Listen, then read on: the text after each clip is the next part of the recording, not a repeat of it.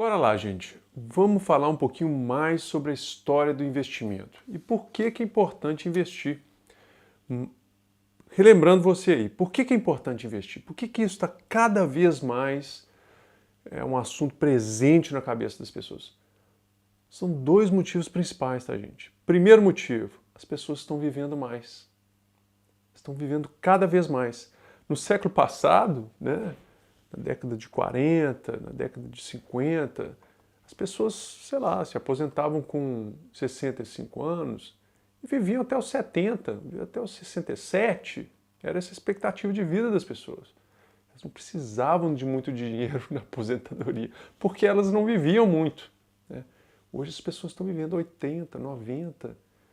Já dizem que a pessoa que vai viver 120 anos já nasceu, né? Então, essa preocupação está cada vez mais presente na vida de todo mundo, né?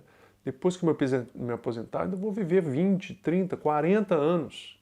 Então, essa preocupação é muito presente. Segunda razão muito importante é que cada vez mais os governos mundiais estão passando essa responsabilidade de uma aposentadoria pública para o cidadão. Não é que está acabando a aposentadoria pública, mas se você quer manter o seu nível de vida num nível de vida bacana, essa aposentadoria pública, a maioria das vezes, não é suficiente. Então as pessoas têm que se preocupar em investir privadamente na sua vida para poder prover e ter uma vida melhor no futuro. Mas vamos lá, vamos falar um pouquinho de história de investimento e aqui a gente vai focar na história do país que tem tocado a economia mundial aí no último século, que é os Estados Unidos, e é onde estão as melhores oportunidades de investimento em renda variável. Então, antes da gente falar um pouquinho da história do mercado americano, vamos desenhar algumas definições aqui que são importantes, tá? Só para vocês entenderem o contexto. O mercado, gente, de renda variável, ele sofre quedas, né? Ele sobe ao longo do tempo, mas ele sofre quedas. E marca essas palavras, né? O mercado, ele cai mais rápido do que sobe, mas ele sempre sobe mais do que cai. Qualquer gráfico que você pegar do mercado americano, se você tirar o zoom durante vários anos ou várias décadas, ele vai começar aqui, ó, no canto inferior esquerdo e vai terminar aqui, ó, no canto superior direito. Vai ter vários sobe e desce ali, uma montanha-russa no meio, vários picos, vales e tudo mais. Só que o caminho, a tendência é sempre de alta no longo prazo, né? Então vamos falar um pouquinho dessas quedas ao longo do tempo, né? O mercado americano, a expressão que as pessoas usam para qualificar essas quedas, olha que interessante. A primeira delas é a chamada correção.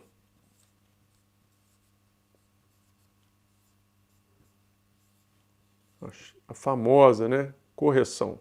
Você já deve ter ouvido falar, o mercado entrou em correção. Eu até discordo, tá, gente? Porque os especialistas financeiros falam, se o mercado está em correção é porque ele caiu, né, menos 10%, pelo menos. Ele caiu mais do que 10% em relação ao seu último pico de valor. Esse é chamado de correção. Eu discordo, eu chamo correção quando o mercado está subindo, né? Esse é o correto. O correto do mercado é subir, não é cair. Como eu falei, o mercado sobe muito mais do que cai. Por que as pessoas falam que correção está caindo? Correção quer dizer que está saindo do errado para o certo, né? Que é o mercado cair. Discordo, correção tinha que ser quando o mercado sobe. Mas vamos lá, vamos relevar. Correção é a chamada, aí, o jargão, né? Quando o mercado cai mais do que 10%. Né? O segundo jargão aqui, que é uma expressão da língua inglesa, chamado de bear market,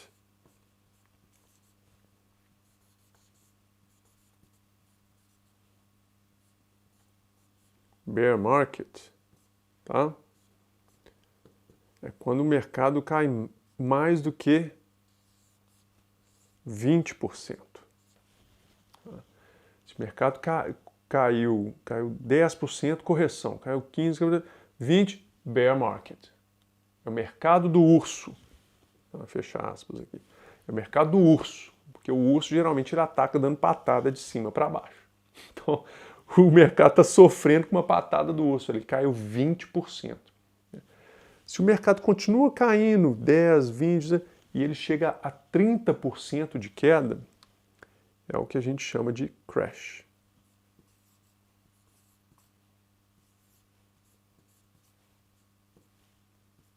É um market crash. Tá? Em português, crash quer dizer quebra, né? Uma quebra. Ou seja, o mercado caiu mais do que 30%. Meu Deus, Daniel, vou pôr meu dinheiro e vai cair 30%? Se você mantiver o seu dinheiro investido no longo prazo, em algum momento vai. Grande possibilidade disso acontecer. Grande possibilidade. Né? Vou explicar por quê. Bom, vamos lá então. Correção é porque o mercado caiu mais do que 10% em relação à sua última alta. Né? Se ele continua caindo, cai mais do que 20%, bear market. Se ele continua caindo, cai mais de 30%, é o market crash. Quebra da bolsa, como se fala. Tá legal? Então vamos lá. O mercado americano, a gente tem dados, gente, desde o ano mais ou menos aí, dados mais confiáveis, desde 1922. Tá? Ou seja, esse ano, fizeram aí 100 anos que a gente tem de dados do mercado americano. Olha que bacana. Nesses últimos 100 anos, gente, quantas quebras de bolsa, quantos market crash você acha que o mercado americano sofreu? Esses últimos 100 anos, de 1922 até agora, 2022, que eu estou gravando esse curso para você. Quantos market crash? Vou falar para você. Foram aqui, ó.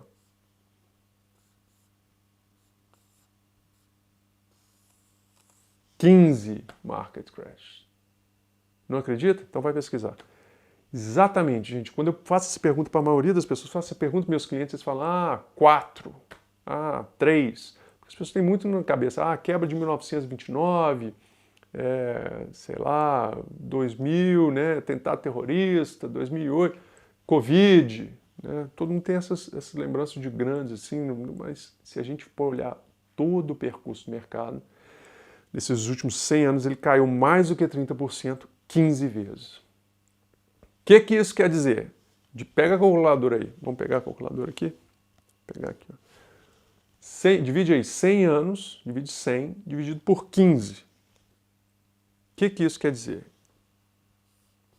Que a média entre os market crashes é de 6, hoje, né? 6,67 anos. Ou seja, mais ou menos ali a cada 6, 7 anos, uma grande possibilidade de você passar por um market crash, que é uma queda do mercado de mais do que 30%. Né? Essas quedas de mercado estão ficando cada vez mais raras, tá? A frequência está ficando cada vez menor, mas essa é a média. Pô, mas peraí, nós vamos investir em alguma coisa que a cada 6 anos cai 30%? Não vou.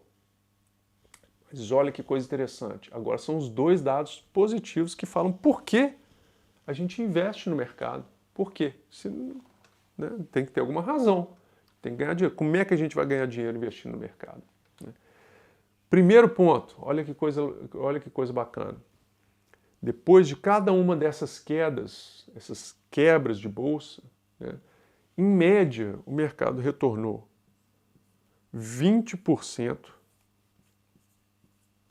durante 5 anos.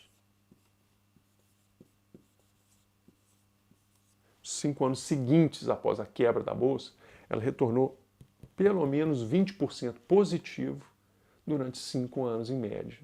Ou seja, menos de que 2 anos depois, em média, o mercado se recuperou do market crash. Isso mesmo. E depois você ainda surfou uma onda de alta maravilhosa. Ou seja, se você fica investido no longo prazo, você vai surfar essa onda, vai passar pelos crashes, vai surfar outras novas ondas de alta. E olha outro dado interessantíssimo. Se a gente pega esses últimos 100 anos aqui, ó, de história do mercado americano, o mercado ele teve um retorno médio anual. Tá? Não quer dizer que isso é o retorno normal, não, tá? Mas a média de retorno no mercado americano varia um pouco esses cálculos, tá, gente? Tem gente que fala que é um número, tem gente que fala mais ou menos, em média, olha que coisa interessante. O mercado ele retornou entre 9% e 10% ao ano.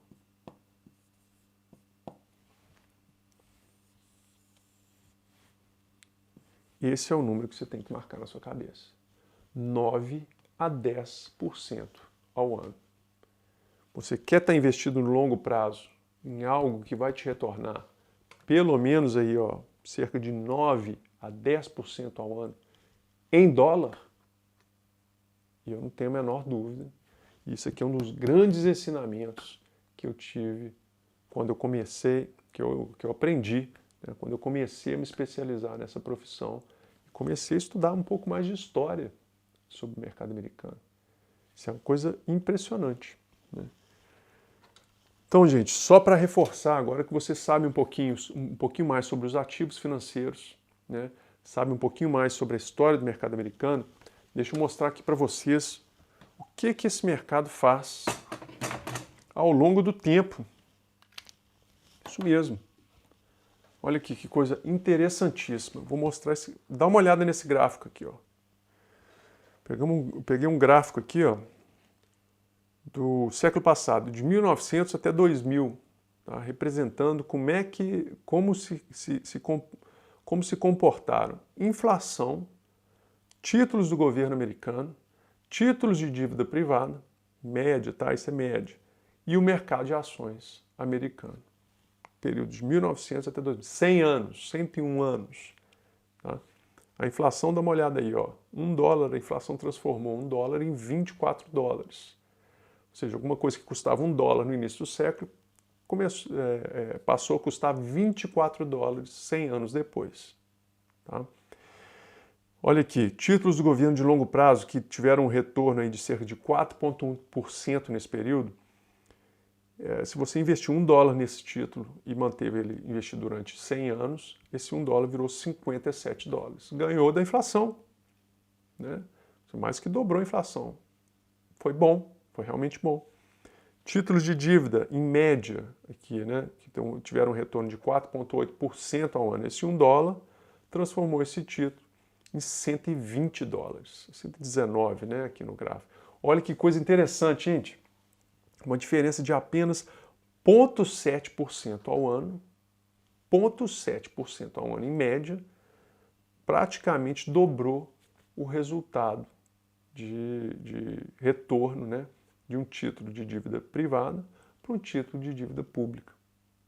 Isso num período de 100 anos, ou seja, quanto mais longo prazo, maior essa diferença, né, devido aos juros compostos e o crescimento exponencial, que a gente vai explorar um pouquinho mais depois. Agora, olha essa última linha aí, a linha vermelhinha. É a linha do mercado de ações. Se você colocou $1, né, se o investidor colocou lá $1 em 1900 no mercado de ações americano, com todas as crises que aconteceram, 1929, Guerra Mundial, né, 2 guerras mundiais, crise de petróleo, tudo que você imaginar, né, tudo que você imaginar que aconteceu nesses últimos 100 anos, entre 1900 e 2000, todos esses problemas. $1 se transformou em quase 17 mil dólares 100 anos depois. Ah, Daniel, mas não vou ficar investido 100 anos, não. Pô, verdade, a maioria de nós não vai investir por 100 anos.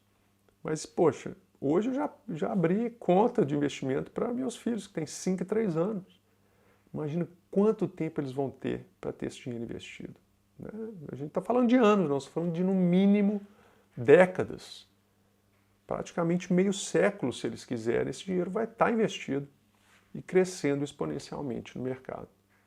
Entendeu aqui qual que é a diferença do juro composto e da classe de ativo ao longo do tempo? Espero que sim, né? Espero que cada vez que você entenda mais do mercado e entenda mais sobre a história de investimento, você vai ter menos medo de investir, claro, de acordo com o seu perfil de risco, em mercado de ações, em mercado de renda fixa, né? Vai saber distribuir o seu patrimônio de acordo com o seu perfil de risco como investidor. Tá legal? Vamos então daqui a pouco aí, espero você para o submódulo 2, né? Onde a gente vai falar um pouquinho mais aqui sobre por que investir em moeda forte. Ah, Daniel, isso tudo que você está falando serve para o Brasil? Não necessariamente. Aqui são dados, tá? Praticamente todos esses dados que eu estou passando para vocês no curso aqui São dados do mercado americano. Então, a gente está falando de dólar. Tá? A gente está falando do mercado americano, está falando de dólar. Não extrapole, isso não funciona para todo lugar. Né? Mas foque no que a gente está focando, que é essa informação. Vamos aprender então por que a gente deve investir, a importância de se investir em moeda forte. E aí, gostou do conteúdo? Então compartilha, deixa o seu like e o mais importante, siga o nosso canal para não perder nenhuma aula desse módulo. Nas próximas semanas, toda segunda e quarta-feira, tem conteúdo novo por aqui. Te vejo em breve.